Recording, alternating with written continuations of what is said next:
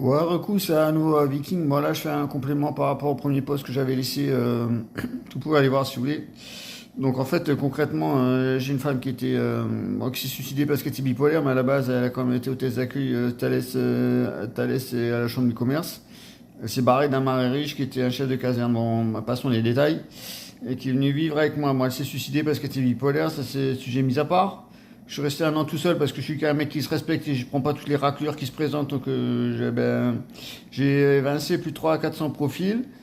Et là, en fait, il se trouve que j'ai vraiment une femme qui a évincé plus de 1000 profils, qui était une 5 sur 10 dans son pays étranger, qui est une 10 sur 10 en France. Donc en fait, je l'ai ghosté, même elle, je l'ai ghosté. Elle a dit, en plus, je t'attends, toi, t'es un mec qui te respecte, tu manges pas dans la main. Du fait qu'avant, je discutais, j'étais à deux doigts d'être en relation avec une créatrice professionnelle pour adultes, donc elle qui avait des options aussi. Dans le but, je lui ai dit, elle commençait à me faire danser la Java, j'écoute bien, il n'y a pas que toi qui as des options, moi aussi j'en ai des options, hein. Si on parle d'options, tu vas voir, ça va pas le faire. En fait, le point commun, c'est que quand tu prends, comment on peut avoir les avions de chasse, mais j'ai même des potes qui m'ont demandé, une femme, c'est comme les mecs. La femme, elle veut pas les raclures. Donc elle prend le mec premium en évinçant les raclures et les mecs moyens. Je fais le même principe avec les femmes, hein. Moi, je prends pas les raclures, je prends pas les moyennes, je tape que le haut de gamme. Et effectivement, ça marche.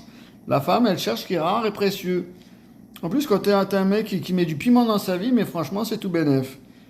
Pour revenir à ce que je disais hier, j'étais en discussion avec une nana qui veut venir me rejoindre à Pâques et qui est une 10 sur 10 et qui a évincé plus de 1000 profils pour se mettre avec moi. On a une discussion un peu relevée hier, elle m'a dit je veux que tu m'encules. Je suis quand même un mec de 50 ans, la femme elle a 23 ans, elle m'a dit je veux que tu me défonces le cul. Donc je suis désolé, là ça passe en mode privé parce que pour les enfants c'est pas des discours à tenir, mais enfin c'est les discours qu'elle tient. Après pareil, pour une fellation, elle veut dire tu m'en mets plein à la gorge que tu m'étouffes avec ta bite. Ouais, ben, c'est le langage cru, mais c'est les langages qu'elle tient. C'est précisément ce que cherche une femme chez un bad boy, tu vois. C'est un mec normal, il fera pas ça, il va dire ouais mais socialement c'est incorrect, qu'est-ce qu'on va dire, la réputation et tout, le bad boy il s'en fout. Franchement, il s'en fout, il pense à son plaisir, à faire plaisir à la femme, et reste, il s'en bat la cacahuète. Quitte plus est la femme, pourquoi elle va aller avec un bad boy? Parce que ce que je disais précédemment, le mec il fait des conneries et tout, et il a une vraie vie, il se respecte, tu vois. C'est pas le mec qui va se mettre à plat devant la femme en disant ouais, il faut être posé devant la société, qu'est-ce qu'on pensait les autres. Le bad boy, ça n'a rien à carrer.